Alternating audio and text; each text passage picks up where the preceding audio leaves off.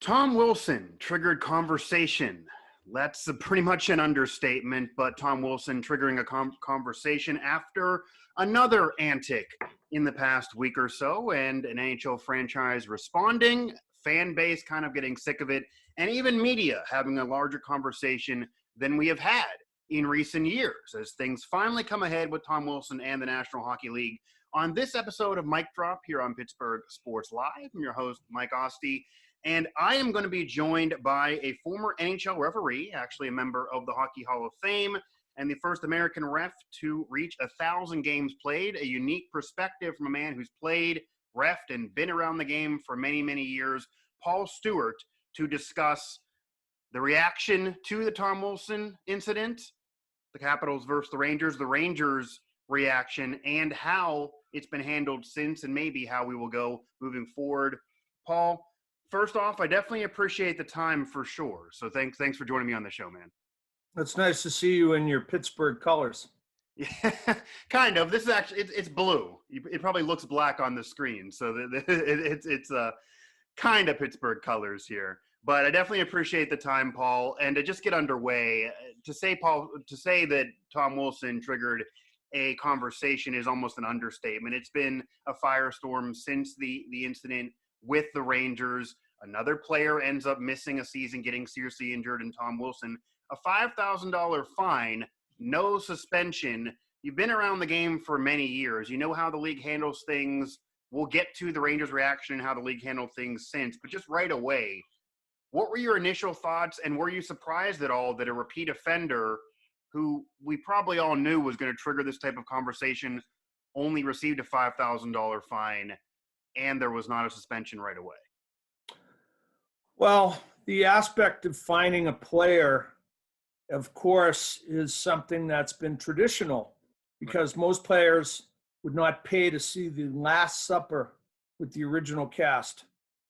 And it has a lot to do with the fact that back in the day, most players didn't make the money that they've been making since the mid to late 80s when all of the ticket prices and advertising and television and all the different revenues, especially the memorabilia, the hats and the jackets and all of that came into effect. However, if the desired impact is from the league that they want to curtail this, the most important aspect of doing something to a player as a means of discipline is not to take away money, because money Sure. clearly doesn't mean as much to them because they have buckets of it. Right. I laugh when I see Ovechkin say that he wipes his butt with $5,000 when he got fined $5,000 for spearing a guy. Sure. The most important thing is that to put something in perspective for people to understand clearly. If you have a child who keeps taking cookies from the cookie jar and you say, if you do that again, and you threaten them, the one aspect that they most prize is their freedom. And for players, it's playing. And I think back to the first incident that Commissioner Bettman handled, which was Dale Hunter, when he smoked the guy from the Islanders after a goal, and he got 21 games. And even though Hunter's continued to play on the edge, his activities were always curtailed as far as going over the edge. Right. So to that aspect, that's the administrative Paul Stewart talking. The former player who had 500 minutes in his first 2 years of his pro career, and maybe another 1,000 after that in the other 6 years of my career, we had a code. And I know myself that I never went after Brian Trottier. I never went after Bob Clark. I never went after Nifty Middleton. I never went after Jean Rattel or Rod Gilbert. And I played against all those fellas. And I never went after Mark Howe, probably because Gordy would have stuck the stick down my throat. Yeah. But, and the Gordie Howe hat trick, right? Yeah, sure. But the aspect is I never went after those guys, but I fought Jack McElhargy on the Flyers. I fought, Lane Lorma Howitt on the Islanders. And you can go down the list that every team that I mentioned, I fought the tough guy. And when I saw what happened in New York and I see this guy body slamming, a fellow with a lot of vowels at the end, and he comes from Eastern Europe, these guys aren't reputed to be tough guys. And I think, we've had a few over the course of time, but far fewer than many. And maybe Chara's one guy that comes out, but that's pretty much because of his exceptional strength and size and his attitude. He's a pretty much of a team orientated guy. But for the most part, and I've talked to a lot of the tough guys, and I write a blog on Hockey Buzz and on my Facebook and my Twitter. Wilson's fought some tough guys just because he went out of his way to go after guys that aren't tough. Right. And that's outside of the code. And I can't, in our short interview and our short chat here, give people a real understanding of the code. But no tough guy ever admits to being a bully. He never bullies smaller guys. He doesn't go after Gretzky. He fights Semenko or McSorley. And the fact is that's something I did. I fought Semenko, but I never had it in my mind to beat up Gretzky because he didn't do anything except play hockey. Right. Right. Yeah. The Sidney Crosby, because Crosby got into a little bit of scuffle in recent games, and he sometimes gets into it. But you do see Tom Wilson, Todd Bertuzzi in the late 90s, Marty McSorley, those players who end up getting into situations where somebody gets seriously hurt in these scandals. We saw that with McSorley. We saw that with Todd Bertuzzi injuring and really affecting the life of Steve Moore, smaller, younger players who maybe aren't to that level. A Harvard guy. Yeah, it always ends up happening. Harvard guys will hurt you in the boardroom. They're not going to hurt you out on the rink. Right, yeah. So where the repercussions aren't from that player, right? No, it's not. The only Harvard guy that had any grit to him as far as being able to handle himself was Neil Sheehy. And, he was a captain of the boxing team. He was a tough guy and came from a tough family. His uncle was Bronco Nagurski, the famed football player. Right. Big kid. But he pretty much agitated Gretzky, but he never stepped outside of the code and batted him around and boxed him in. He knew that he ended up having to go after McSorley, and barely did they ever. McSorley, I always liked him, but I always knew that he led with the stick. I saw him do it in the American League with Bergeron. I saw him do it in Vancouver when he was playing for Boston, and he hit, I think it was Brashear with the two-hander. And you look at different players and you get an idea of what they're like. And in this particular situation, people have said to me, well, what would you have done with Wilson? He wouldn't have gotten out of the rink. I would have fought him in the hallway. I would have fought him by the Zamboni pit. I would have taken him out behind the dumpster.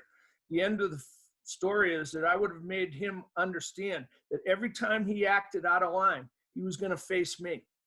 And that's sometimes what it takes for sure. And we will get to the Rangers' reaction because they eventually tried to send that message, but certainly not within that game. Talking to Paul Stewart here, former NHL ref, has had minutes as a player and a ref, member of the Hockey Hall of Fame and first American ref to get to 1,000 games. Now, you mentioned something that if the NHL wanted to reprimand Tom Wilson and get, say, MMA on ice out of the game, where, say, a bully would pick on a smaller player, and it's not just traditional fighting, it kind of is bullying, to get these antics and this conversation gone that we've had over the past week or so, the NHL maybe would react another way. The $5,000 fine obviously not going to hit him too much. It's going to be the Randy Moss straight cash homie and then move on to the next one, especially for a player like him that's had a big contract. Now, do you believe the NHL, because this is another end of the conversation, really wants to get those antics out of the game? Because there are some believe that, not to say they want anyone seriously hurt, but the NHL never really would want to get rid of fighting altogether, that they don't mind some of this. They do what they can in the CBA, but the reason why the CBA doesn't go further, they don't necessarily want to kick Tom Wilson out of the game and get rid of those. There's conspiracy theorists that believe that maybe they don't want to get rid of it altogether. And we've seen countless examples. McSorley, Todd Bertuzzi, now Tom Wilson of this era, Matt Cook even a little bit for the Penguin connection. To be fair, Matt Cook doing the same thing. I never liked Matt Cook because he took the kid from Boston out of his career, and with a cheap shot. And along the way, he's always, you don't change the spots on a leopard. But listen, you're talking administratively. First of all, the National Hockey League is pretty much boiled down the tough aspects of the game, the fighting, and what the Flyers and Boston and other teams do. Broad Street Bullies, And back in the day when I broke in, and even toward the beginning of my refereeing career, teams had not one guy; they had 3-4 guys. I look at the Islanders, and I can get on the list. And but even their good players like Gillies and Nystrom, they can handle themselves, and that's part of something in the game that's changed. And that's changed because agents are telling their players, you get hurt, you're not playing. You're sitting in the box, you're not playing. You need to get points. Points are where the money is. And so they're listening to their parents and their agents. But the National Hockey League, if they want to get rid of fighting, all they have to do is take 2 rows out of the seating and expand the rink, because then the friction is going to be less. The rinks aren't as tight because the players are bigger now. And they bump into each other. And bumping into each other is no different than going to the mall on Christmas Eve at 5:45, hoping to get a present, and you can't find a parking spot, and you're both fighting for one spot. The competition and the friction's there. Right. But the National Hockey League, they can't legislate human emotion. And I'm going to just say that to you. Guy cheap shots a guy, knees a guy, does something along the way. Samuelson did to Neely. That's going to last and linger. Sure. And you can't legislate it out of the game, and you can't legislate it out of human emotion. But I do say this with regard to it. COVID has a lot to do with what's going on now at the National Hockey League, because you're seeing teams playing each other 5, 6, 7, 8 times, similar to what it was like before the second expansion, before they went from 12 teams to 18. Yeah, the series now, where you're having the Rangers and Capitals play the next night after the incident, so tensions are really boiling over. It's not like, for example, when the Claude Lemieux, Chris Draper incident happened, and then you're waiting to the next season, and then it actually the hockey night, the fight night at the Joe didn't happen until the end of that season, 8 months later. Now with this current schedule, and who knows if it's going to stay, you're seeing these teams and these players again a night later, 2 nights later, and that could really trigger. Well, the governors and the commissioner and the assistant commissioner are going to have a lot to think about and a lot to debate, because I think some of the aspects of playing back-to-back games and the things that are happening now in the National Hockey League, a lot of people like better than seeing Vancouver once every blue moon. There's been positive. I heard from fans, of actually kind of liking this. You kind of get a baseball feel of series-wise. I want to ask you, though, with your experience and how long you've been around the game and watched the game, this always triggers an antic like this, an incident like this, no matter how it's handled. It always triggers the conversation of people saying, like what you said, make it more of a European style, expand the rinks, get fighting out of the game. Forget what the NHL would do, because they're not going to get rid of stands and fans being there. But would you ever want to see the game do that? Even if you could run the show, would you ever want to go in that direction? For me, I don't mind fighting in hockey. I actually kind of can feel there could be a need for some scrapping every now and then, but that doesn't have to mean pulling someone's hair, a slew foot, or a bullying of a defensive player and leading it in the direction of what Tom Wilson did, of the Todd Bertuzzi versus Steve Moore. Todd Bertuzzi, a former 90-point man. He had a 90-point season in the NHL. He never really was the same after that incident. So there are players that have skill that are involved in these. But I could see a place for fighting, just not for the antics of Tom Wilson, et cetera, even Matt Cook before him. But would you want fighting out if you could make that rule, or do you see a place maybe just not this way? Well, I think you're overlooking one other fact. The people that signed Wilson's paycheck are telling him exactly what they want and what they that's expect. true. Sure. And so the fact is that if there's going to be any type of stoppage on his type of action, you've got to go to the guy that owns the team and the general manager and the coach. Absolutely. Wants to sign him and put him out there. Yeah. Secondly, the aspect of, and I don't always agree with what Don Cherry has to say, but, if we keep allowing fighting, we may have to build our arenas bigger. Most people in life, when you see a fight, it's an anomaly. It's not something that happens every day. It happens in the schoolyard once in a while. And even now, mommy comes down with a lawyer and sticks up for their little boy. And they're, and now you see these people ask, what, the incidents in the FAA and all the problems on the airplanes. Why is it happening? It has anything to do with frustration. It has everything to do with the people who are traveling now are traveling so cheaply. They're people that have less education and less class and less dignity and don't know how to act. And they get drinking, and then they get friction on the plane. And can't disagree with you there. I can't wait. I can't wait for the first fight at the grocery store because someone went down the aisle where the arrow pointed the wrong way. So I've seen some dirty looks when people try to do that. I'm sure it's going to occur. It's funny because like a maze in there. I went into a chain gas station that offers coffee for $1. Okay. And of course, early in the morning, you've had a couple of coffees and you go to the men's room and there were 7 deep in the men's side. And on the women's side women in handicap, there was nobody there. And I walked right from the back of the line, right into the handicap. And the fellow said to me, when I came out, big truck driver, that's for women in handicapped. I said, well, I have 2 artificial hips and I'm transitioning. Have a nice day. So, well, you do what you got to do. Yeah. I mean, but basically what it comes down to, going back to the topic, the fact is that you can't get fighting in any sport out of any game. And I can pick any game, football, baseball, and hockey traditionally in North America, but even in other sports where, people get aggravated and they get emotional. And it's just something that you have to deal with. And in more of the hockey aspect, it's a tradition that has been ingrained because it's accepted. It's the only game. Well, you mentioned Gordie Howe. I mean, Gordie Howe's hockey's Babe Ruth, and Gordie Howe wasn't afraid to get in fights and get physical. Hockey is a physical game. It is a violent game like football. You mentioned the other sports. Basketball, for one, has had a worse example of fighting than even the NHL or football has had.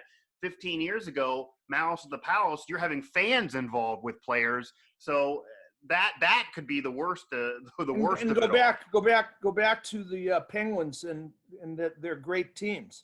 Nobody bothered Lemieux because they knew if they touched him, they were going to have to go through Nazarov and some of these other guys that were on the team, Bork and other guys that were lesser. Yeah, not every team has that these days, and the Rangers, for one, are a team that doesn't here. Speaking with Paul Wilson here, former NHL refed a unique experience, to say the least, around the National Hockey League about the Tom Wilson incident recently and the backlash and conversation that has triggered.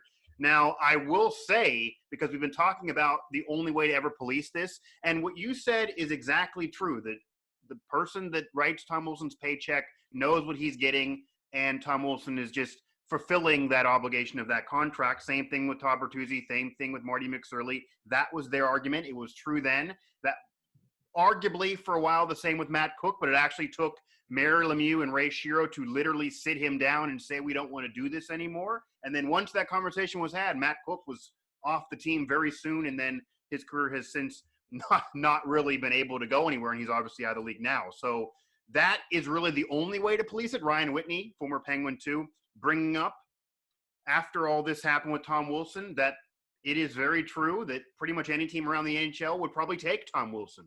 And if Tom Wilson was on your team, the fan base and the team would defend him. So that's a perspective as well. Now, what we got to touch on here is the Rangers' reaction, because the Rangers have been fined $250,000 for publicly blasting the incident. In all my years of covering sports and even watching before as a fan, I cannot recall in any league a franchise outwardly blasting an employee of the league, a opposing player, and doing it in such a public manner, that publicly and that clearly to their opinion. They've actually since fired some front office members since, so that's been kind of controversial. But can you remember any other example of a franchise being that upset? And is that $250,000 fine in comparison to Tom Wilson's $5,000 sending the wrong message?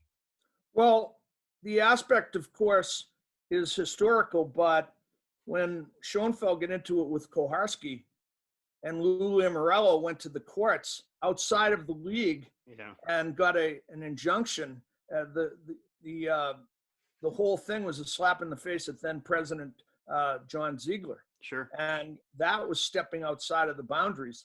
And of course, going back even further in history, when Montreal had the riots after Clarence Campbell suspended the Rocket in Montreal in the 50s. Yeah, going way back, yeah. Big wars. There have been a lot of different times where people have criticized the league, and a lot of it's been kept in house because of you don't hang your laundry on the line, and that's always been the attitude. And that was before social media and a quick tweet could send that message nowadays. The metamorphosis of times and style has changed. You have to understand, look at who said what they said from New York. Right. The general manager. I mean, he worked as an assistant in Boston. He played, he was a spare goaltender at Bridgewater State.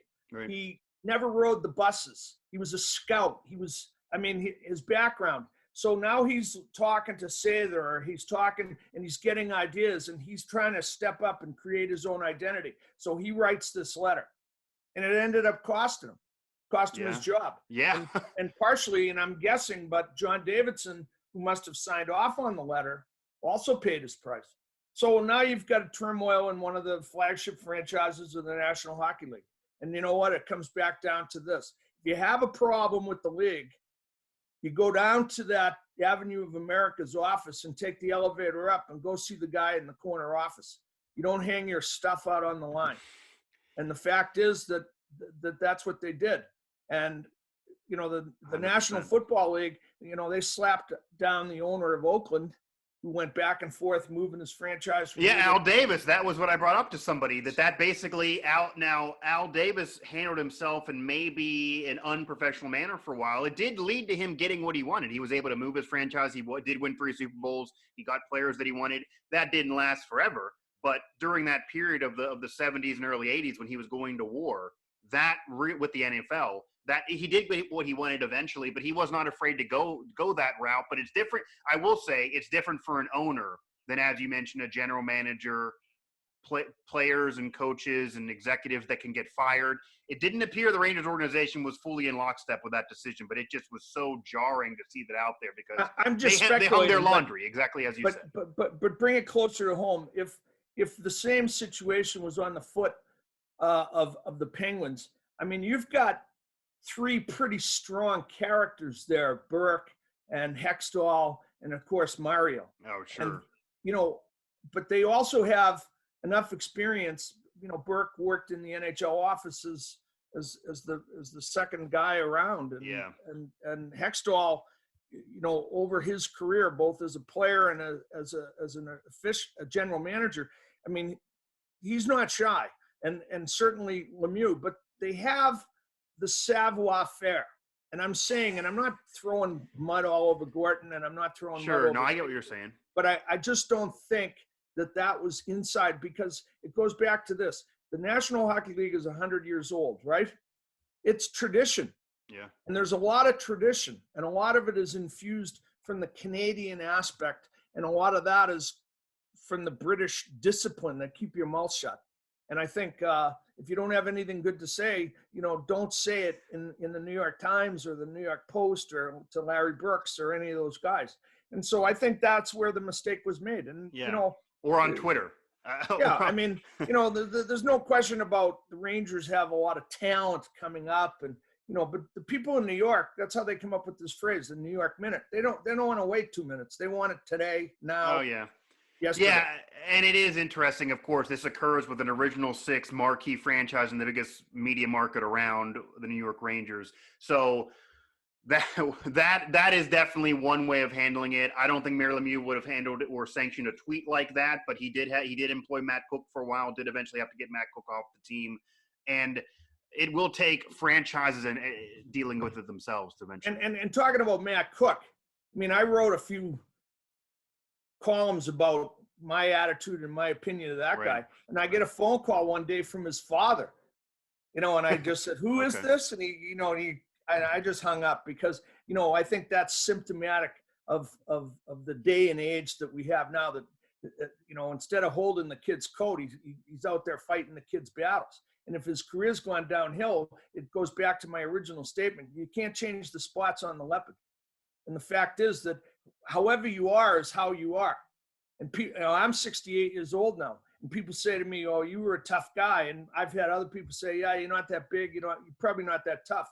Well, I still have the same fire in my belly, and I still have the same attitude about life, which is I'm here 100%. I can tell. Yeah. I have an attitude about quitting and surrendering and all of these things. But I was always honest about what I did. People in Pittsburgh, they may not have liked me, but I gave them 100% every night. And the fact is, I think I honestly will tell you, though, I think people in Pittsburgh, people in a lot of these fan bases, Philadelphia, New York, for example, Boston, they do appreciate that. At least I appreciate that. People that are legit, that give 100%, have that blue collar attitude. So I think that goes a long way here. I do want to ask you this, Paul, because what happened is in the past. We can't change how the league handled Tom Wilson, the $5,000 fine. We can't handle things any differently than they've been handled. We can't go back in time, and the Rangers' reaction to what it is. We saw the reaction on the ice and what happened at the beginning of that game. The NHL has a little egg on their face. They didn't love it, and it's, in a way, maybe something that they led to.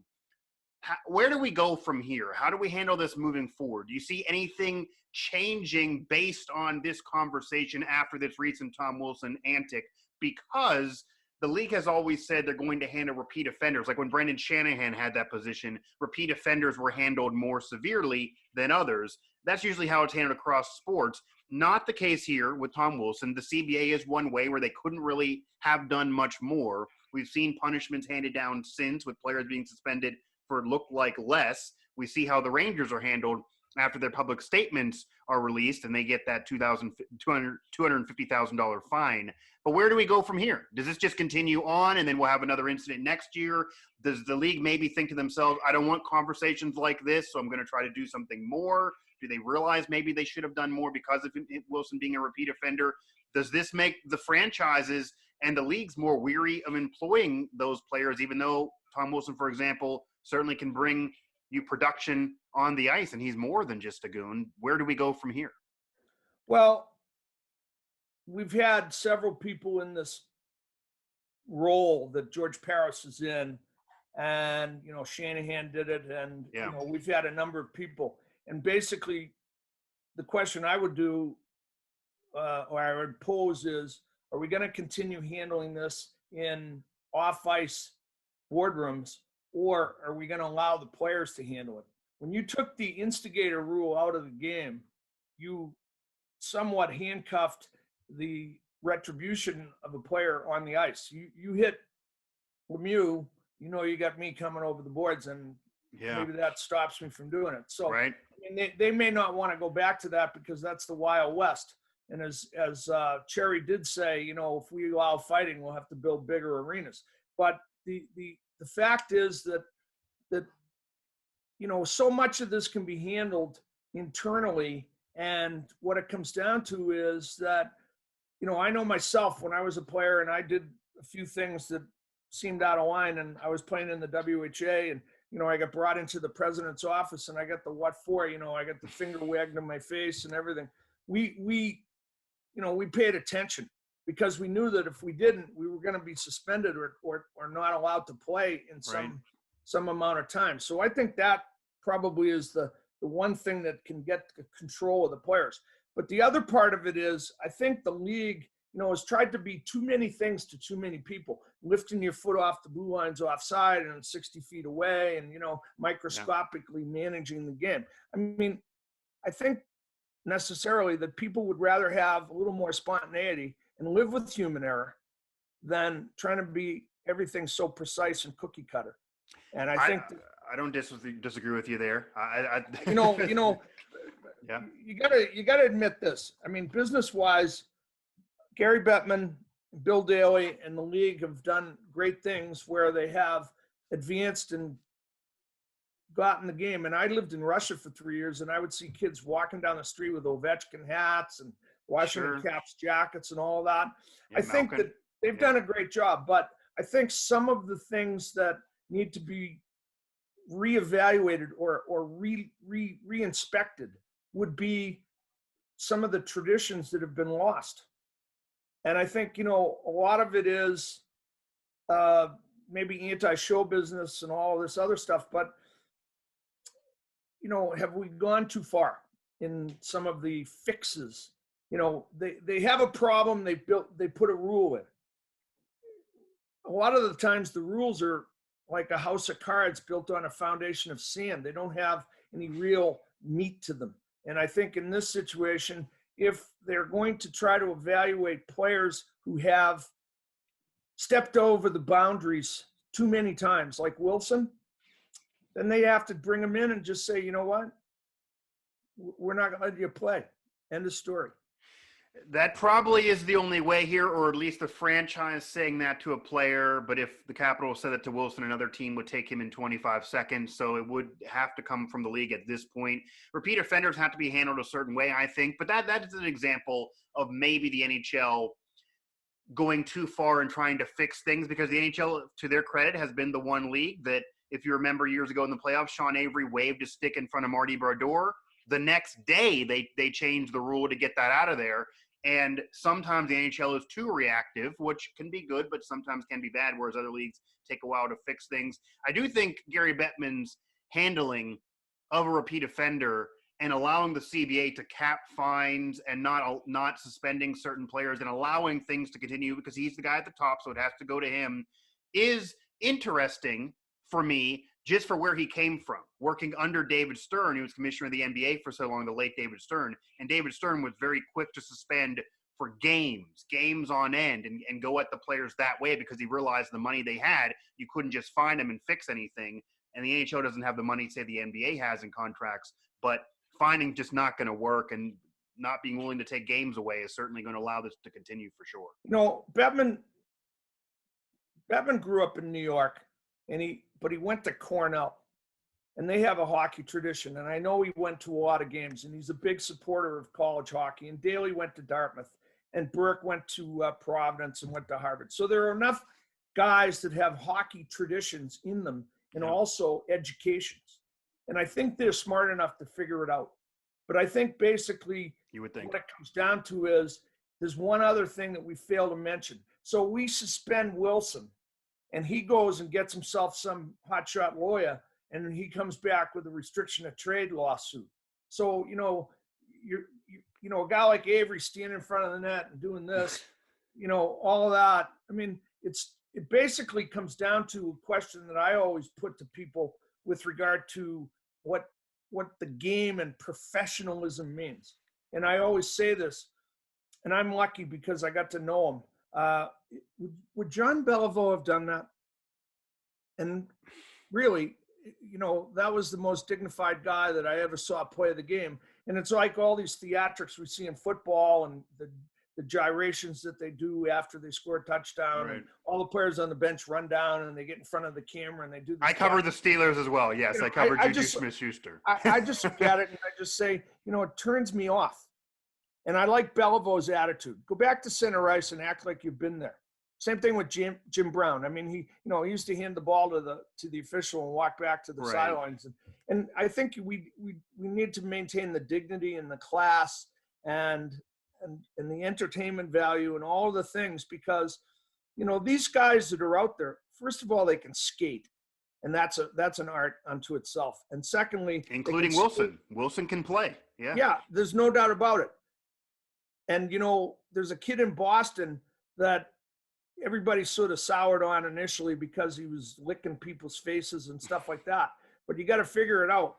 He's a pretty good player. And he somehow or another, they've managed to put a lasso on him a little bit. Yeah. And he's had a couple slew foots, and he's had a few things that are a little suspect. But he's smartened up. So I'd sit down with this Wilson and I'd give him a chat. And if he said something caustic to me, like, "Oh, you're not so tough," I'd say, "Well, you can take a shot and find out." But I'd pay to see that. Forget Mayweather and Jake Paul. I would pay to see you versus Tom Wilson. I think many would right now. I would pay to have the legs again to come back. Okay. On my 2 feet, because I used to tell guys all the time, "Why are we doing this over here? why don't we just go out to center and let everybody watch? Yeah, that's certainly one way to handle it. And I would pay to see you, at least you in your prime versus Tom Wilson right now. And you do mention the legal aspect, and there would be appeals that could happen and likely would happen with Tom Wilson if he ever would receive a 25, 70 game suspension like has happened in other sports. But Marty McSorley, Todd Bertuzzi, they both had to go to court as well when they injure a player and they end up becoming a paraplegic. Steve Moore's family tried to bring down Todd Bertuzzi, and that went to court, and that was a black eye for the league. So we can go in that direction as well if something would happen more severe than even this incident. And I know Moore, and I was on the ice with Bertuzzi. And the funny part of it is that Bertuzzi going from junior into the pros and watching him in the Bertuzzi could play too. He was a good player. Yeah, too. he could play, but I remember him running Lindros's brother in the island. Okay. So this is a guy that he had his dark side too. Yeah. And you know, well, his answer was he was told to do that. That was he claims that the Vancouver Canucks told him to do it. And the whole thing is going back, and I forget who was coaching in Colorado and all of that, but you know, like Moore was a harmless guy. You know, he made a mistake in what he did, and you know that ended that. But he got jumped, and I always tell people about tough guys. Tough guys are tough when they're facing the logo, and when you get a guy that is fast and he gets faster because the numbers are big, that's when you start to say, you know, that guy isn't so tough. And I just say that, and I go back to Lemieux. With Jersey, Montreal, and yeah, he had to deal with it more than maybe any other skilled player. Yeah, but he brought it on himself. He brought it on himself with all the theatrics and the fake and hurt and all that other stuff. He aggravated people, and it goes back to one other thing. And I think this is the real watchword for Gary Bettman, for Daly, okay. and for we'll leave it with this: the hierarchy. Do it with class. Just be a pro. Do it with class. And if they can get that message out to some of these orangutans, then we're all set. Otherwise, we're going to have, you know, more lawyers and more torts and more sorts of lawsuits and more GMs getting fired and all that other stuff. Yeah, I'm not optimistic that we're going to revert. I think with this, you know, the generation now, we're going to keep going down the path we're in. It's going to take the league. It's going to take teams. It's going to take somebody handling it. And it's going to take proper punishments if things go too far. But you don't need to get fighting all out of the game. You just need to maybe handle things properly. Paul, I definitely appreciate the time for sure. I'll finish with this one. Sure. A lot of people didn't like me, but they never understood that I comprehended why a referee's sweater was black and white. My job was to make it right or wrong, yes or no, fair or foul. And that was it. And I wasn't going to be intimidated into or bought into a corner or pushed around or done anything to compromise the integrity of the game. And having been a player, I understood that when I came into a rink with 20 teammates, I wanted to leave with 20 teammates.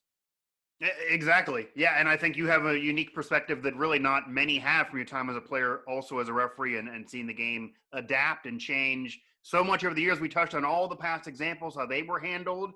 We see how this was handled.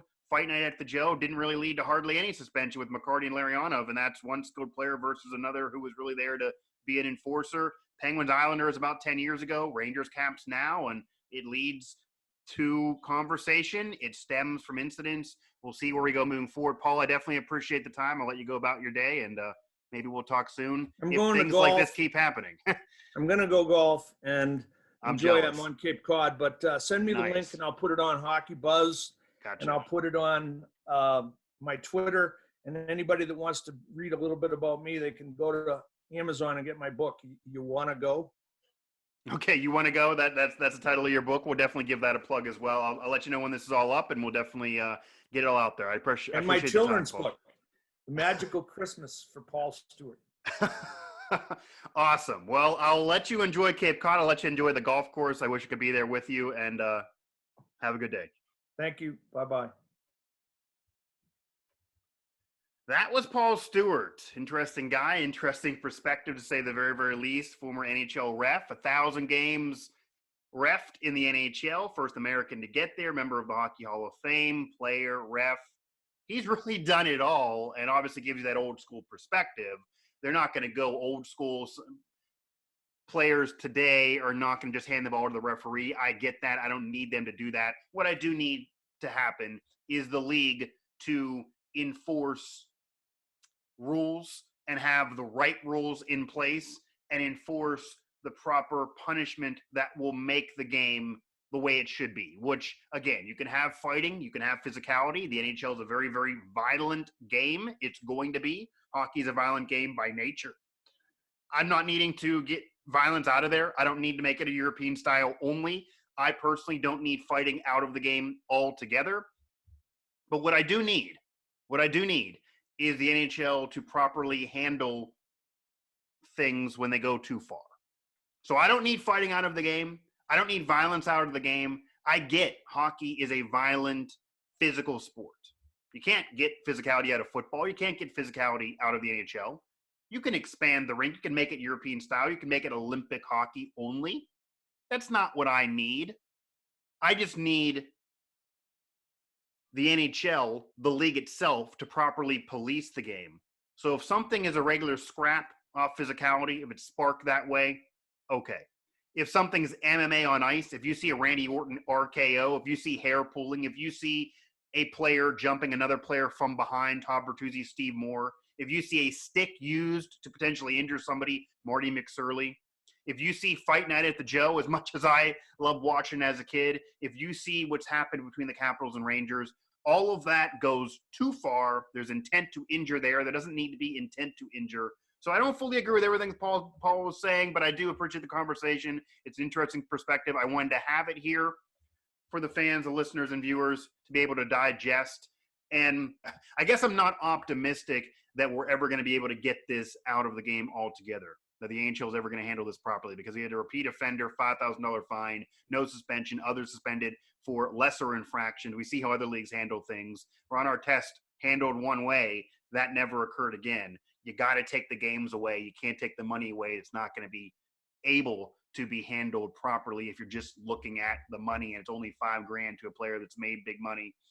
Appreciate the time, though, from Paul Stewart again, former NHL ref, former NHL player, has the resume to have that conversation, whether you agree with him or not. And some hot takes there for Pittsburgh fans to digest, but I appreciate the conversation nonetheless. This has been an episode of Mic Drop here on Pittsburgh Sports Live. Subscribe, hit that subscribe button, bottom of the video. It'll help us get all of our content throughout the channel and throughout the Now family of networks to you.